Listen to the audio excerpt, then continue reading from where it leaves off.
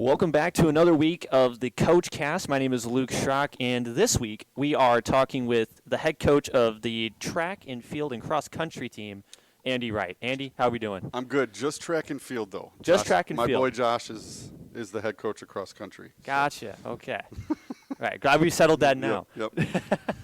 So you have a wife and 3 kids. How did you meet your wife? Because she also was a alumnus of Cornerstone. We met on the track team. She's a couple years younger than me. And, one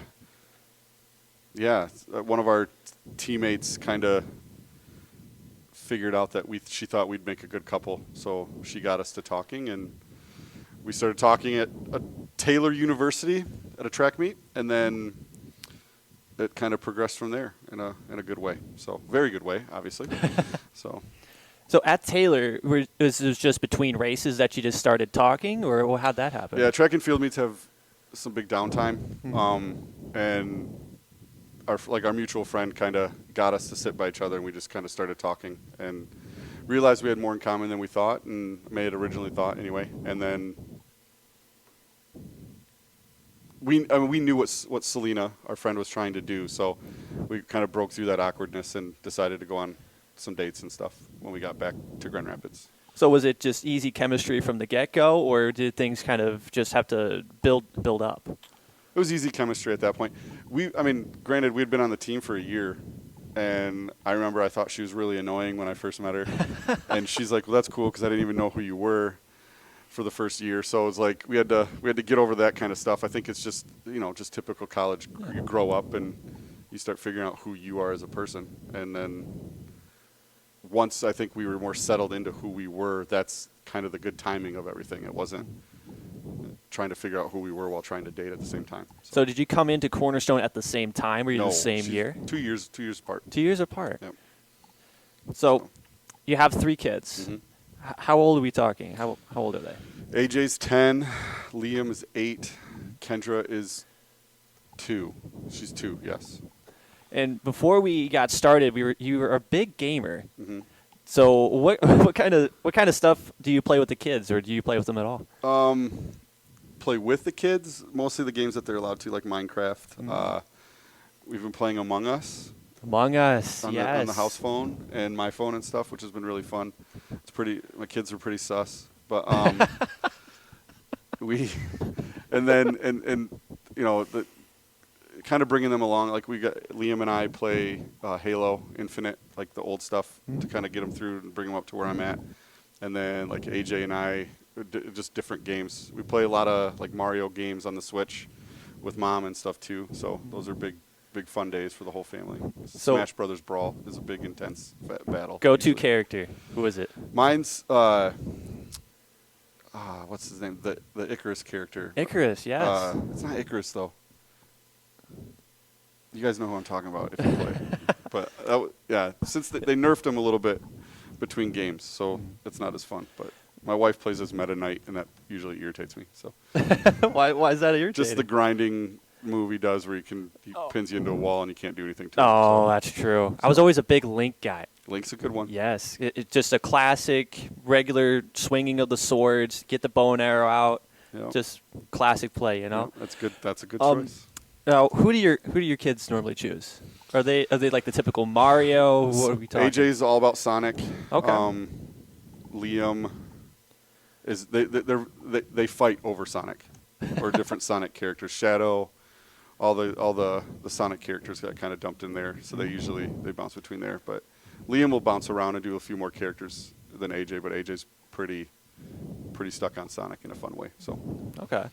Now, what was your event when you ran here at Cornerstone? Number one fan mostly. I pole vaulted. I like to joke when we bring athletes in that you'll never find a picture of me in here unless you look really close at the team conference champion. I was a pole vaulter, and I did jumps and javelin and stuff too. I was on a freshman record 4x2 back at Ohio Northern my freshman year, obviously. That was pretty terrible and rough for me, so we don't like to talk about it, but there's no record. Like, we know it was the freshman record, but no one runs a 4x2 anymore, so it's probably will never die, which is kind of fun. Hey, So you'll have the record forever. yeah, That's perfect. Well, I'm not going to put anybody in the 4x2 either. So yeah, it's probably that's what it'll stay. So So, of those events, what was the event that you enjoyed the most? pole vault. Pole vault. Easily, yeah. What was the last time? Not time, but the last height you recorded? When I was in college, like I kind of my body started to fall apart near the end of my career. I was like jumping about 13.6. So like I mean we've got like almost every guy in the team right now, minus the multis, are better than me as a vaulter, which is really cool. Yeah. That's what you'd want from a team. But I think the most fun I had on the team was when I'd help like Coach Couts back in the day. I'd help him he'd send me over to help people check their steps in long jump and do coaching type things, which was a lot of fun. So Now, for those who don't know, what would a good height be, or what number would that be around? I think right now anything in the 15s, like Josh DeVries last year was a national qualifier, jumped in the mid 15s, and and he's pushing up towards 16. So that's where we ultimately, national wise, that's where you want to be. But conference wise, you can kind of get a little lower than that and compete and still have a pretty solid career. Now, what was your wife's events? When she was a mid-dist, like 800 and above, basically. Mm-hmm. She ran the DMR, the 4x8. She held the school record in the steeplechase for a long time, until Jill Louisa showed up, which was cool. But steeple was probably her. Steeple and the 4x8 were her two favorite events. Do you and your wife ever try to implant a bunch of track into your kids, or are you just kind of waiting that out? They don't have a choice. They will run at some point, and we'll kind of go off from that too. But we don't force athletics on them. But at the same time, they're around track. They've been around track. Like literally, AJ was born during the only regional meet that I ever missed as a coach when I was coaching high school. So he's been carrying like regional trophies and medals in like every picture. Every year we would win one after that. So they've been around a long time. They talk about it. They want to. And more recently too, because mom and dad both went to Cornerstone. They've always talked about running at Cornerstone and whatever. Awesome. So hopefully that stays in their head. Hopefully that continues to be something they're passionate about. But it's not a begin all end all if they choose to do something else or nothing else. So Definitely. My dad ran cross country back in high school, and it was always cool to see like the course that he ran. So are you looking forward to, and have you already shown them places that you have pole vaulted and where she has ran? yeah, they traveled with us to meets, which are probably more boring for them now. But the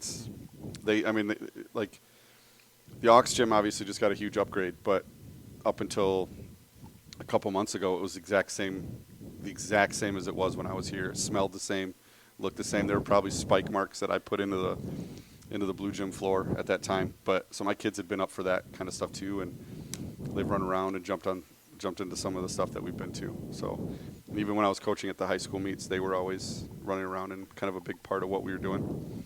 So does the team always love it when they come around? I think so. They tend to react nicer to the kids than they do me when I show up. So I think that's a positive. So Kendra's a show stealer.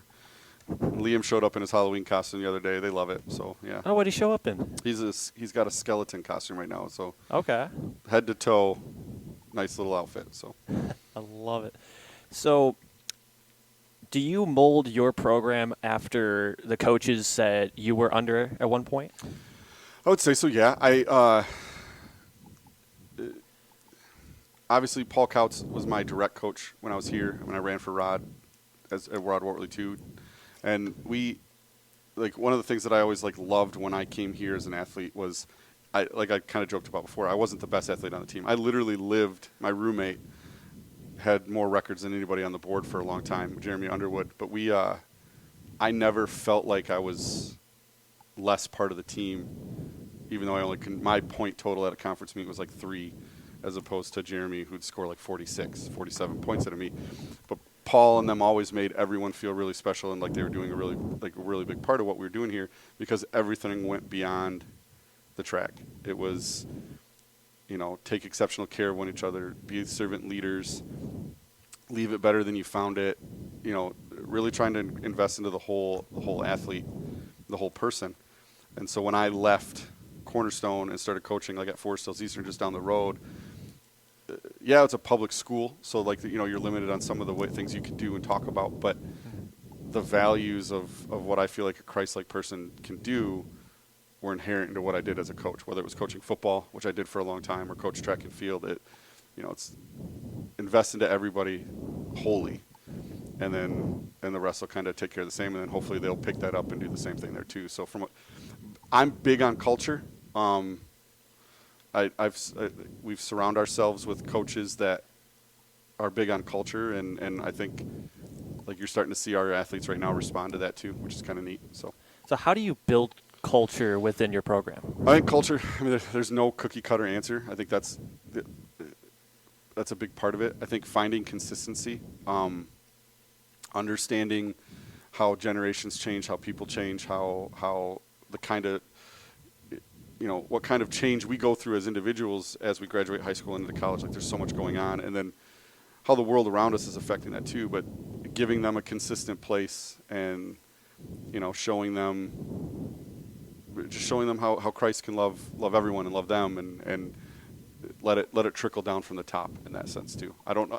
There's not, like I said, I don't know. There's not a real good cookie cutter answer, but even like as we've gone through, and like the biggest thing that I was looking for as we were hiring assistants was, number one, what were the cultures like on the teams that they were coming from, and number two, like do they fit in personality-wise with what we're doing as a coaching staff, and what strengths and weaknesses do they have that play off with the other people. So I think I've focused really heavy on the coaching staff from the culture aspect, and as we recruit, you just start to ask those same questions. Like what was their team, and what was their impact on their team? How do they interact with us now? What strengths and weaknesses do they bring to that we have on the team, and what do we need? What do we don't? It's like I don't necessarily want everyone to be the exact same, because I don't think that's how the world works.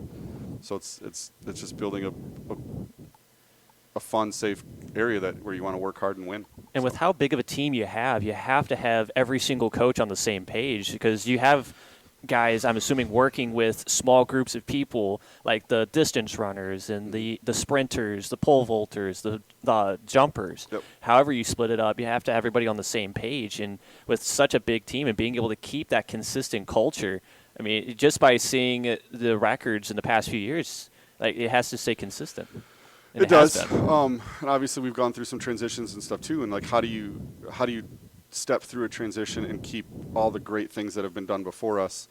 And selfishly, like as a competitor, I want to do better than we did. So, how do you take the foundation that was set before you and build on top of that? And it's, I think, the most consistent thing in my life, especially since I got saved, was Jesus. So it's like really kind of incorporating like how would Jesus approach each situation, being prayerful, being mindful, and and building with him in mind. That's the only way you can really kind of build on the success that we've got, and really love the way Jesus loves. And that has to be the tough thing. Like you mentioned, you coached at a public high school.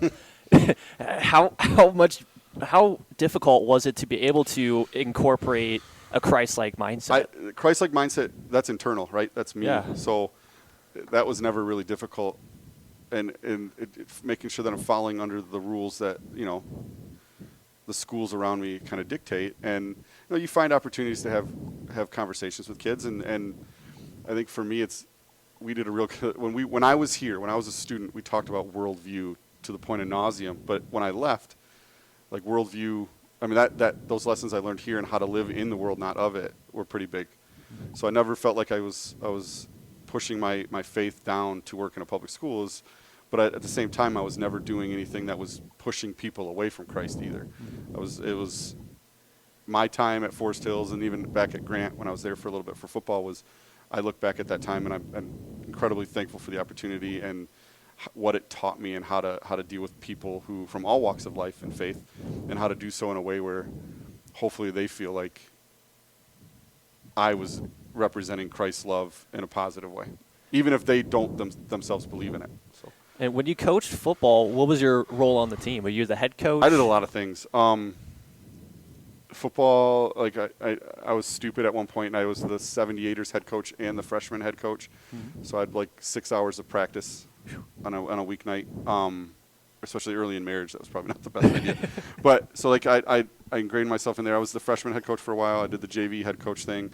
I coached offense most of the first half of my career, and then switched to defense, and then it culminated eventually. Like I was a special teams coordinator on a team that went to the semifinals, and then the following year I switched to defensive coordinator back at my alma mater.